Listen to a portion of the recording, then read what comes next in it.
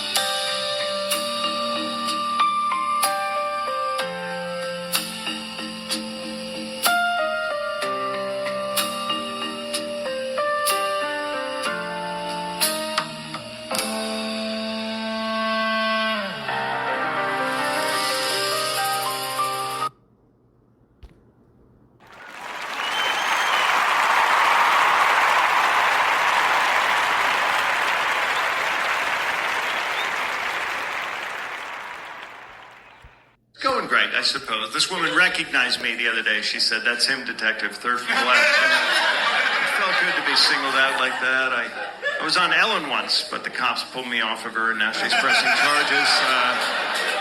I was talking to a fan last night. It was my ceiling fan. I was really high. But I was on America's Got Talent. That was my third reality show on NBC. I was also on Last Comic Standing, and I had a very small part on Dateline To Catch a Predator, but I don't want to talk about that. Anyway, it's going great, I suppose. This woman... Good morning. It's Tuesday, Trump Tuesday, July the 7th, and this is The True Conservative. Welcome to all the butchers, bakers, and candlestick makers out there. I'm Ron, your host, and the only true conservative in the United States today. So today, after the Serenity Prayer and the patriotic song of the day, we will have Varney and Company and President Trump. All that and more when I get back.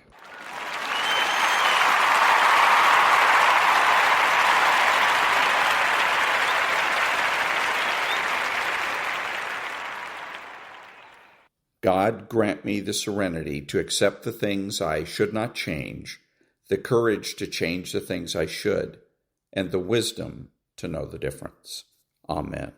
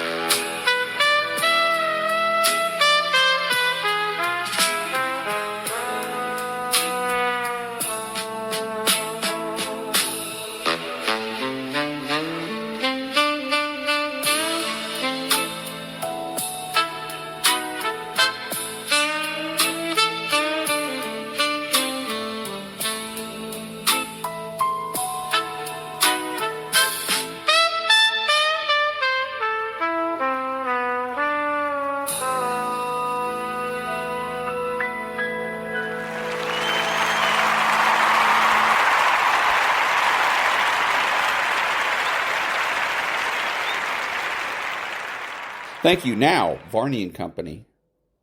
I want to take a look at future futures this morning. Right now, the Dow is higher by 214 points. We had another record on the Dow last night. S&P, NASDAQ are pointing slightly lower. A couple of headlines just a few moments ago that we got from Ankara, Turkey.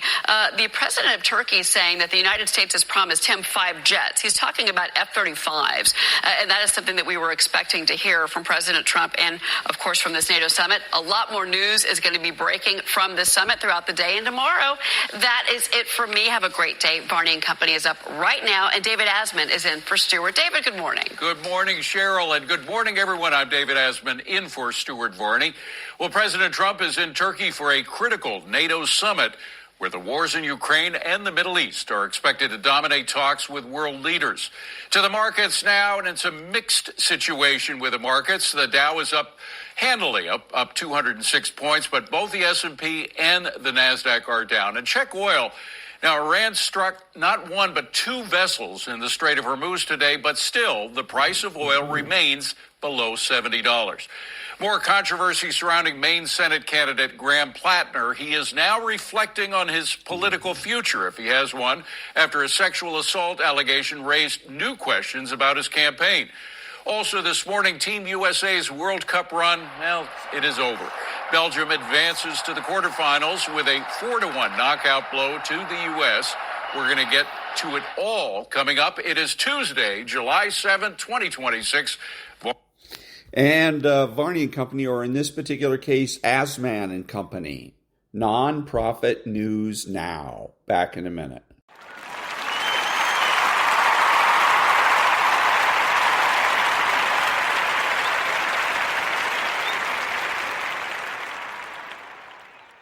Thank you. The ones who react with anger, withdrawal, or manipulation when you begin protecting your energy tells you everything you need to know about why the boundary was necessary in the first place. Setting the energy drain boundary looks like this in practice. It looks like not answering every call the moment it comes in. It looks like ending conversations when you feel yourself beginning to disappear inside a bad Democrat's emotional spiral. It looks like choosing on purpose to spend time with people who restore you rather than only spending time with people who drain you. You're not a therapist. You're not a rescue service. You're a human being with a nervous system that deserves protection. At the moment you start treating your own energy as something sacred, something worth guarding, is the moment everything begins to shift. That is where your healing actually starts. Boundary 2, the guilt manipulation boundary. There's a specific moment every conservative knows intimately. It's the moment they finally gathered the courage to say no, or to speak their truth, or to simply ask for something they need, and instead of being met with understanding, they're met with a look, a silence, a sigh, or worse, a sentence that starts with, "I just thought you cared," or "Fine, I'll figure it out." And just like that, before you've even had a chance to process what happened, the guilt has already moved in and taken over. Suddenly, you're not the person who set a reasonable boundary. You're the villain in the bad Democrat's story. And the worst part, you believed it. This is guilt manipulation. And for Democrats, it is the most dangerous dynamic that they will ever encounter. Precisely because it works so well on them. It works because conservatives are wired for empathy. They feel other people's pain as if it was their own. So when someone is in distress, their nervous system responds as though they have genuinely caused harm. Their blood or body floods with anxiety. Their mind starts scouting for what they did wrong. Their instinct is to fix it, to apologize, to take it back, to make the discomfort stop. And in so doing, they abandon themselves completely, not because they were actually wrong, but because they were made to feel wrong. The distinction you must understand is this. There's a profound difference between someone who's genuinely hurt and communicates that hurt with honesty and vulnerability, and someone who uses the performance of hurt as a mechanism to control your behavior. Genuine hurt sounds like, "When you said that, I felt dismissed, and I want to talk about it." Guilt manipulation sounds like, "I can't believe you would do this to me after everything I've done for you." One is an invitation to connection. The other is a sentence designed to put you on trial and conservatives, because of how deeply they care, almost always confuse the two. What makes this boundary so difficult to set is that guilt manipulation rarely announces itself clearly. It disguises itself as approval. It hides behind the language of sacrifice. I've given you so much. I've always been there for you. I never asked for anything. It presents itself as vulnerability when it is actually leveraged. The bad Democrat using it does so reflexively. Many bad Democrats who guilt manipulate learn this pattern early, and the behavior becomes automatic. The guilt manipulation boundary requires something that is genuinely difficult for conservatives. It requires one to stay grounded in reality even when someone is aggressively presenting a fantasy. It requires one to be able to sit in the discomfort of someone else's displeasure without immediately interpreting that displeasure as proof of wrongdoing. Learning to tolerate someone's anger or disappointment without collapsing is an act of radical psychological courage. In practice, this boundary looks like pausing before you apologize. It looks like asking oneself, did I actually do something harmful, or did I simply do something that was inconvenient? It looks like noticing the pattern with guilt consistently follows one's moments of self-assertion. It looks like refusing to negotiate one's boundaries mid-guilt trip, because the moment you do, you have taught that person exactly which button to press to get what they want in the future. Back in a minute.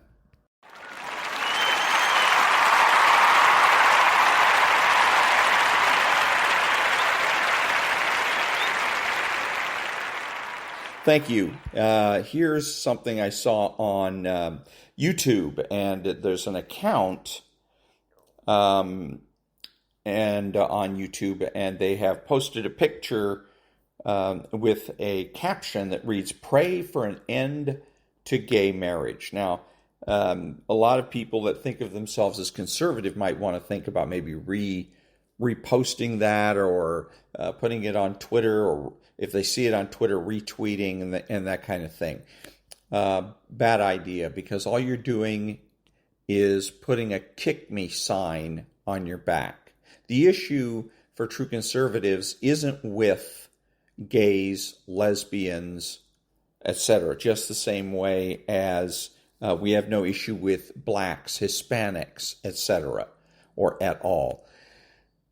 The issue that we have is with the American Civil Liberties Union, the ACLU, and the Southern Poverty Law Center, SPLC, and other socio-political organizations. So the person that posted this should have instead have the caption, "Pray for an end to the ACLU and the SPLC." Maybe also other organizations such as GLAAD or any other type. There's, George Soros has some type of an organization. Pray for an end to his organization, because these organizations exploit gay people. They exploit lesbians. They also exploit blacks. They exploit Hispanics.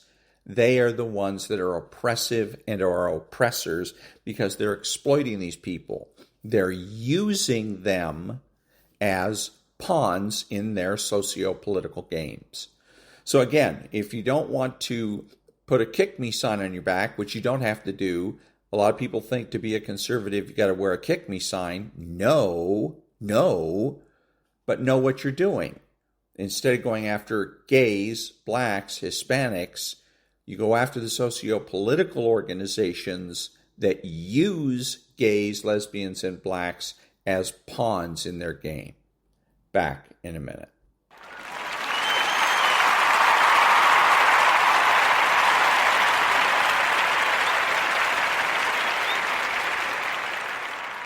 So, thank you. And the socialists in the country, the liberals, always want to play psychological games. They've done psychology to great effect over the past 50 years.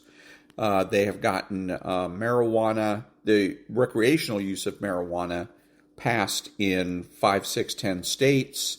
They have gotten us out of Vietnam, etc., and done all this through the use of psychology.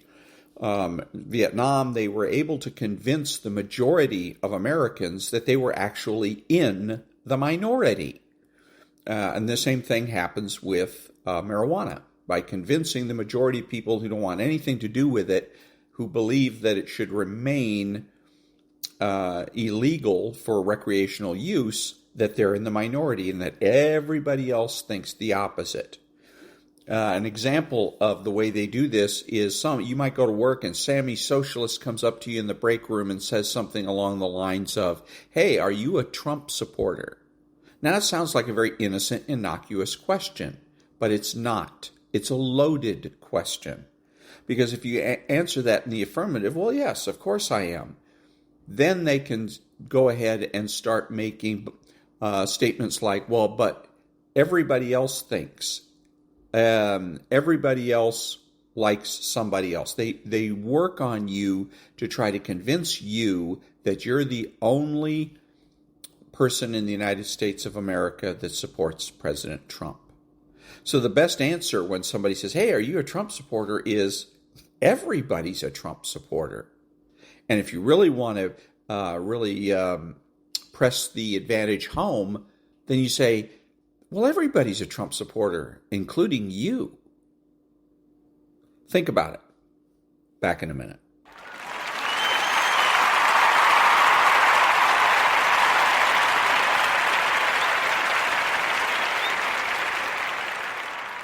Thank you. One of the tools that the left likes to use, the tricks of the liberals, is analysis, overanalysis, so that you become paralyzed. If I make a statement that communism is dead, instead of defying me or come out and moving against that directly, arguing with it, what they'll do instead is say, "Gee, Ron, that sounds really interesting. That sounds very smart, well thought out. I bet you're an intelligent kind of guy." So they start buttering me up. It's very seductive. I then become receptive to the questions that they're going to ask. Which kind of communism are we talking about here? Are we talking about Soviet style? Are we talking about Cuban style? And they can ask all kinds of questions like that are very flattering, that say to me, in essence, "Gee, Ron, I think you're a really smart guy, and I think you have a lot to contribute to this conversation." I become seduced. I start to analyze. Then they ask more questions to get me to analyze my analysis, etc., so that at the end of the conversation, I no longer remember what it is that my point was, and I become paralyzed. Back in a minute.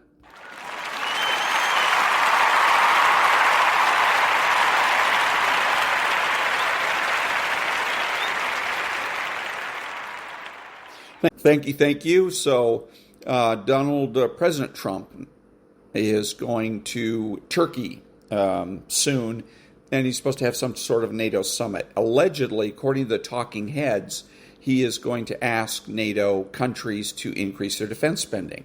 And that made me think, because I know, and lots of other people know as well, but won't talk about it, that's going to go over like a lead balloon with European countries, because European countries are facing the same crunch that we are. They have the same problem in Europe that we have here, and that is a low birth rate. Very few children are being born, and the problem for that is entitlement programs. That threatens entitlement programs. That's why the United States and Europe have had very, if you want to call it that, liberal immigration policies, because they need workers. They need people to come in and pay the government in their taxes and help to sustain these programs. And so then turning around and saying, "Oh, by the way, NATO, you need to spend more money on your defense." What? They barely got enough money to cover their entitlement programs. Where are they going to get the money for their defense? Okay, so that's not going to go over very well. But the point is, nobody talks about it. This is the chickens coming home to roost for entitlement programs, so that's Social Security, Medicare, early retirements, whatever the case may be. They have limited amount of choices. They can raise taxes, cut benefits, a combination of those two, or try to find new workers. Another thing that the Europeans are doing through the European Union is fining American companies for alleged various manufactured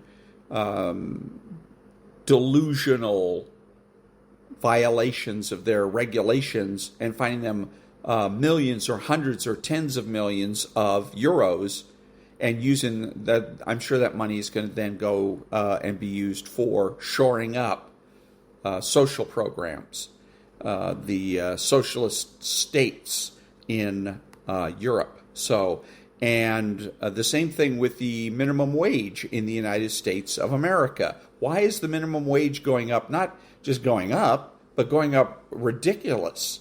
Being a fry cook, $7 an hour, $10 an hour, but now all of a sudden the fry cook is making $20 an hour. And the liberals are saying that's not enough. It needs to be $25 an hour. All right, we could discuss that if we're going to discuss it honestly, but the liberals don't want to do that. They don't want people to know and understand that the entitlement programs, Social Security, Medicare, are threatened, that unless they do something quick, those programs are going to be in tough shape in about 9 years. They don't want to talk about that. They don't want to discuss it. So instead they make up these fictions like a living wage and all that crap. But make no mistake, the $20, $25 an hour they're talking about is being proposed because they want workers to make more money, because the more money they make, the more money they're going to be putting into Social Security and Medicare. Just that simple. It's another scheme to shore up social programs. In the end, what's going to end up having to happen is the programs are just going to have to get cut off. Maybe replaced by something else, but they'll have to get cut off. People that have been in these programs for a while, get grandfathered, but new people are not going to be allowed to participate. Something like that. I don't see any other way to do it. The raising taxes, cutting benefits is politically impalatable. But again, this is the chickens coming home to roost. This having social programs such as Social Security, Medicare was a bad idea in the 1930s, and we're just getting the punishment, if you will, for implementing and exercising this bad idea today. Back in a minute.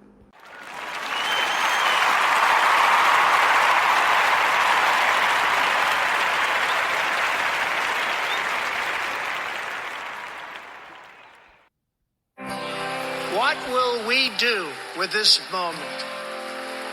How will we be remembered? Look at the opportunities before us. This election really isn't about the left versus the right. It's about we the people choosing our government and the choice between freedom versus tyranny. Nobody has a chronic disease burden like we have. Why are we allowing this to happen to our children? Ultimately, the only thing that will save our country is if we choose to love our kids more than we hate each other. What is going on here is deeper than politics. It is deeply spiritual. We are being called to rise above the hatred and the fear and the evil. We need to remember above and beyond that we must love our neighbors, that we must treat other people as we hope to be treated. You want to be a rebel? You want to be a hippie? You want to stick it to the man? Show up on your college campus and try calling yourself a conservative. America is going to reach heights that it has never seen before. The future is going to be amazing.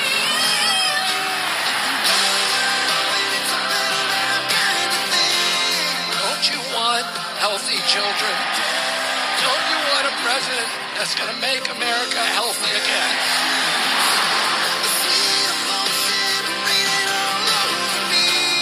I come to you today as a former Democrat. I will be a first-time Trump voter tonight.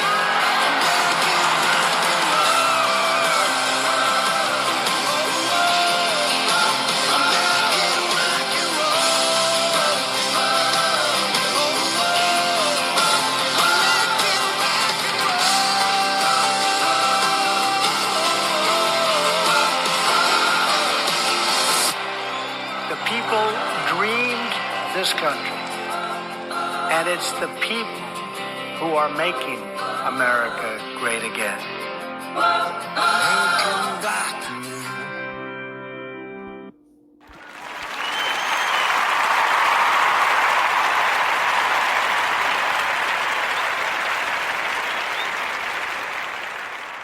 Thank you. This is Ron, your host, the only true conservative in the United States today, bidding adios to all the butchers, bakers, and candlestick makers out there, and reminding you that you're not neutral and that the government has no rights.